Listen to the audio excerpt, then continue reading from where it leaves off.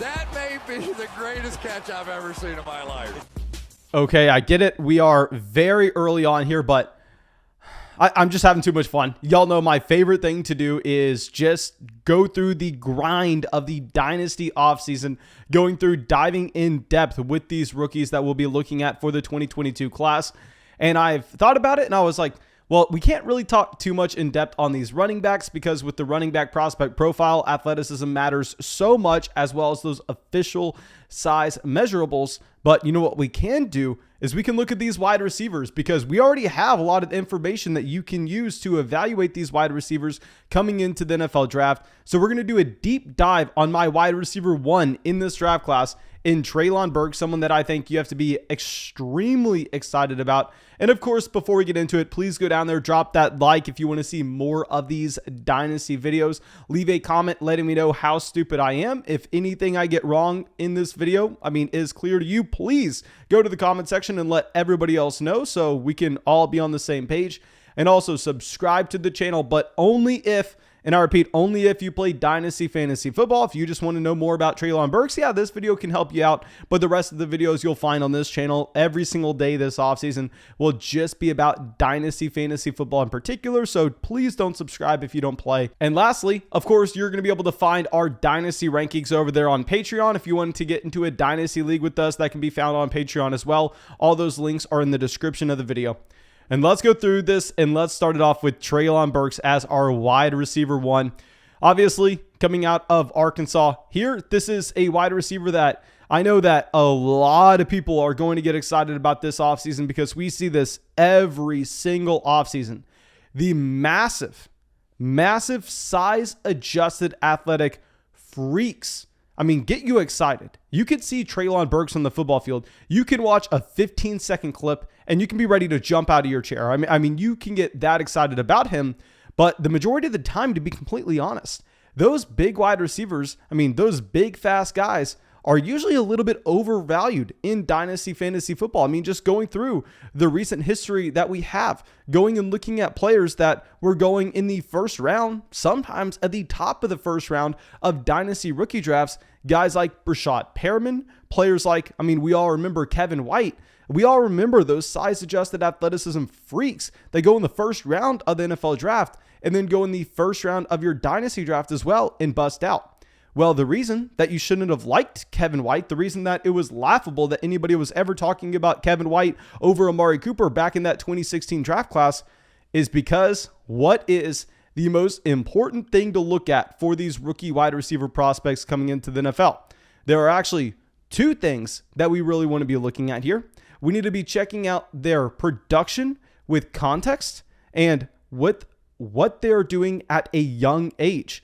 Because we see this time and time again. A player like a Kevin White is the perfect example because he is that big, fast wide receiver that flamed out that a lot of people thought was a good prospect coming into the NFL draft. And the reason that he wasn't, the reason that you knew Kevin White was not going to be something in the NFL is because he stayed at college, all 4 years, and he wasn't productive as a freshman. He wasn't productive as a sophomore. He wasn't able to start producing until he was a 21, 22-year-old wide receiver going up against 18-year-old corners, and that's when he starts dominating. What you need to see from these wide receivers, and we showed this over there on Patreon in our Dynasty Rookie Draft Guide that we released in 2021, and we'll have another one coming off this offseason for everybody on Patreon, is you need those wide receivers producing at a young age. And with Treylon Burks, that's exactly what you had here. He demonstrates the raw talent by coming into Arkansas his freshman season. He only sees about 43.5 receiving yards a game. Well, that may not necessarily seem that impressive. What you have to do is you have to contextualize that production. In A, you have to understand that he is an 18-year-old player in the SEC, and B, you have to understand the Arkansas offense. 43.5 receiving yards a game is wildly different if you're looking at OU versus Arkansas. And here, that 43.5 receiving yards per game mark actually gave him over 20% of the receiving yards for this Arkansas offense, which I'm going to classify as a breakout here. So he broke out his true freshman season, and he actually led the team in receiving yards this season. That's massive. Yeah, it's not a high number, but just knowing that he was handicapped by the offense and he still was able to lead the team in receiving yards, that's fantastic. And what you need to see from here is you need to see that elite jump going into year 2. We've demonstrated this with our breakout age historical analysis, in that what you need to have is you need to have those players with the elite jump up their second season. And that's what you got as a sophomore. He comes out, he averages over 90 receiving yards a game. And I know that doesn't seem massive, but keep in mind the context of the offense. He averages 38% of this team's passing volume. 38%. That is unbelievable. And that he continues this trend in his junior season, where he then averages 42% of the team's just overall passing offense. And he has half, and I repeat, half of the passing touchdowns thrown at Arkansas go to Treylon Burks. And this is not even all of it. I mean, you get the bonus that he's getting about 10 rushing yards a game as well. So they're clearly trying to do everything that they can to just force feed him the ball, as he's a clear dynamic playmaker. So he's going through and he's checking all these boxes. He has, the elite breakout age. He has, a better production profile than you're going to find from any wide receiver in this draft class, from really any wide receiver that we're looking at since 2014. We're going to dive into those numbers as well, just so I can give y'all, some clear comparisons of what you may be able to expect with someone like Treylon Burks. But to go back to this, while we're saying that usually I avoid the overhyped players that are big, that are 6'4" and athletic freaks, that's not to say you don't want your wide receivers to be 6'3", 232 pounds. That's not to say you don't want your wide receivers to be those athletic freaks, because of course you would like that. But that's secondary. That is the icing on the cake, where we really need to get that solid base of that production so we can project that going to the next level. So to see Treylon Burks on top of this already elite, and I repeat, elite college prospect profile, to go and add, the fact that he is 6'3", 232 pounds, that he is expected right now to run in the 4.3s. I was reading an article of someone saying that Treylon Burks is possibly going to be able to beat John Ross's 40 time. And of course, that is laughable. Of course, that is laughable. I want to give everybody a fair warning that you are going to read some ludicrous things this offseason. You're going to read, Treylon Burks, the next Calvin Johnson. You're going to be reading some ridiculous things. Let me go through and actually put into context how impressive he is. And of course, I'm not going to be comparing his size and his speed to other wide receivers, because that doesn't matter as much.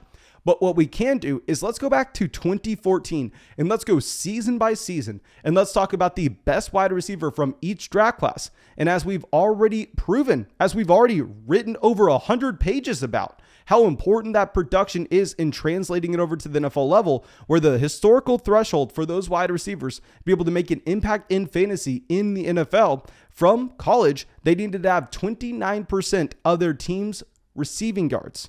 On a per game basis, they needed to have 29% of their team's college receiving yards. Keep in mind, Treylon Burks was at 42%. But how impressive is that? And also the fact that he has half their touchdowns. So going to 2020, actually, let me walk back a little bit. Let me explain why we are going all the way back to 2014, and we're not going back further than that. I can go back further than that. We can show the stats that you have from 2013, 2012, 2011, and 2010 with all those wide receivers and what they had. But to be completely honest, I started playing Dynasty Fantasy Football at a high volume. I let Dynasty Fantasy Football consume my life back in 2014 with the draft class that you had of Mike Evans, Odell Beckham Jr., Sammy Watkins, and all those wide receivers. So, I've spent my entire life just thinking Dynasty football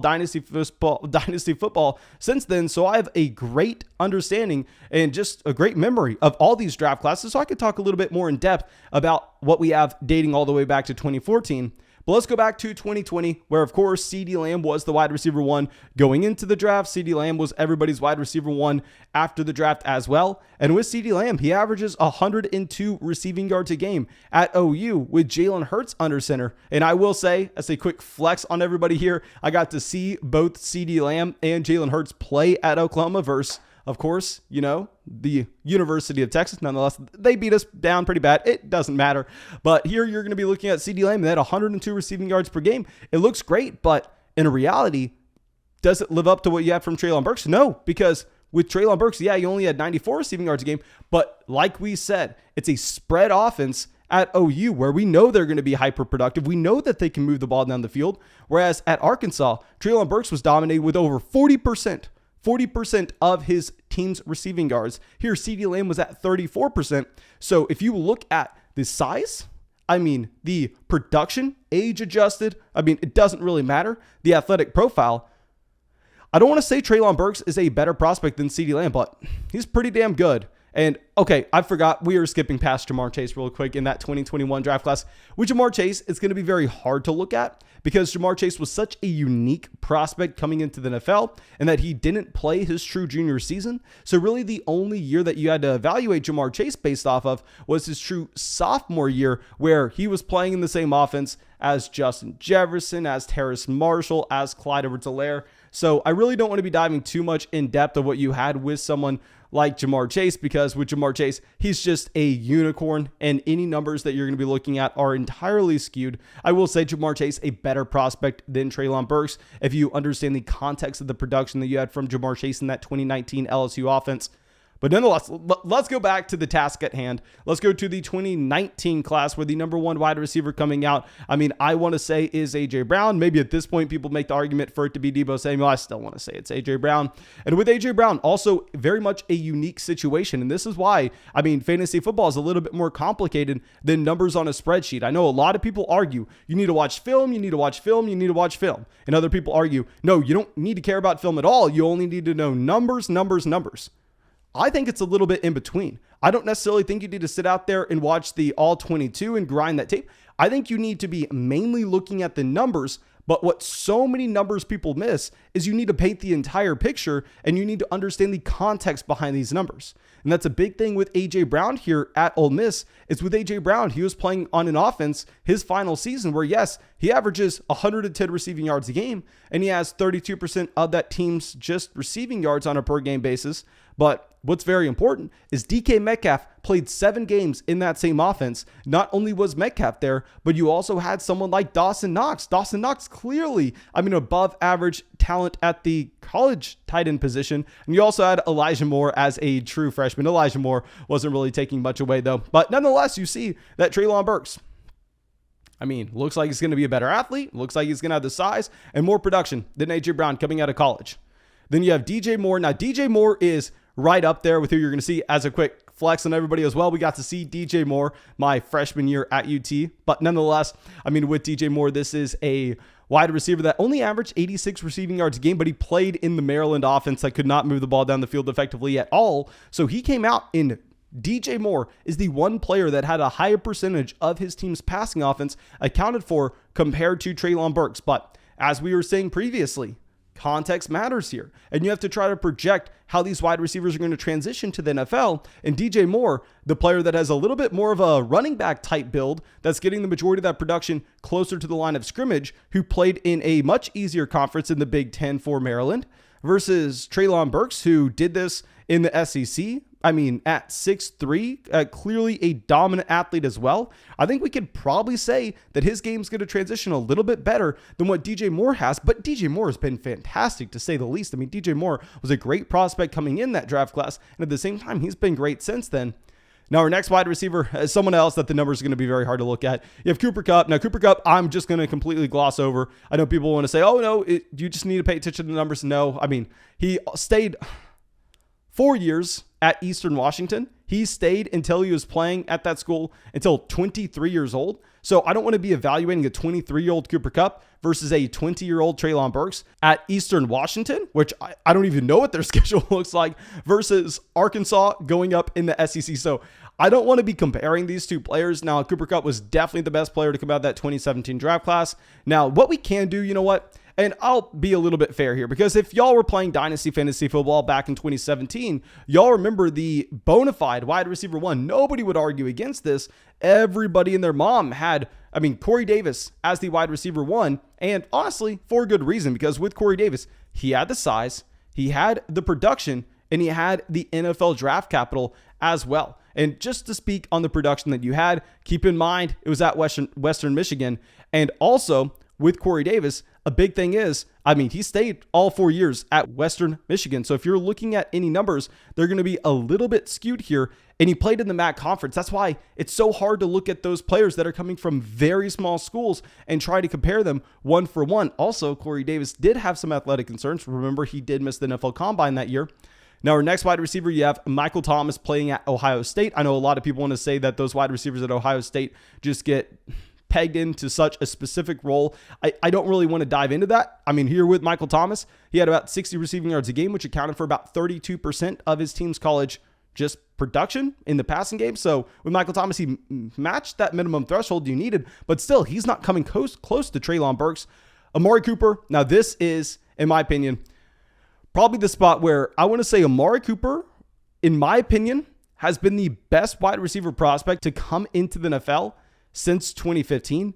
And with Amari Cooper, he just dominated the second he got to Alabama. With Amari Cooper, he had 123 receiving yards a game in the SEC as a true junior. He accounted for 44% of his college offense. I mean, that's higher than Treylon Burks. He played at a better program, and he played alongside O.J. Howard and Derrick Henry. So with Amari Cooper, he will be the one wide receiver that I'm going to say, you know what? He's a better prospect than Treylon Burks, and the numbers back that up. I think that if you understand the context behind the prospect profile, you can say the same thing about Ja'Marr Chase, that you have Amari Cooper and Ja'Marr Chase both as better prospects. And as our last wide receiver as well, Sammy Watkins. Sammy Watkins back in that 2014 draft class. I mean, I think that's the year that just film grinders and numbers nerds, they all agreed with each other. They all agreed that Sammy Watkins was one of the best wide receiver prospects of all time. He came in and the numbers don't look that great. That Clemson offense was so dynamic. Remember at Clemson at that time, I mean, you had Sammy Watkins playing alongside Martavis Bryant. Earlier in his career, he was playing alongside DeAndre Hopkins. He did account for 34% of his team's passing production there.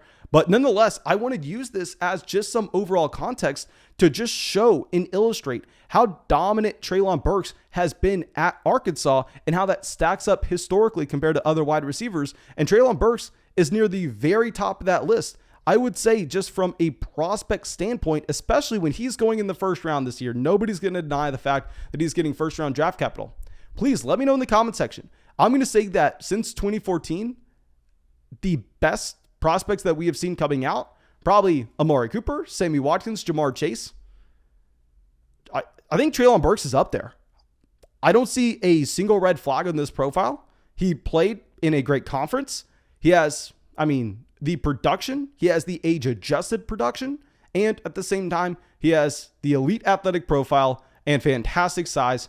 I think Treylon Burks is the wide receiver one. I know a lot of people want it to be Garrett Wilson. We'll dive into Garrett Wilson a little bit later on. But please let me know what you think in the comment section. Make sure you go down there, drop that like, subscribe to the channel only if you play Dynasty Fantasy Football. And yeah, that's all I got for you. I really hope you enjoyed this video, and I really hope that you have a great day.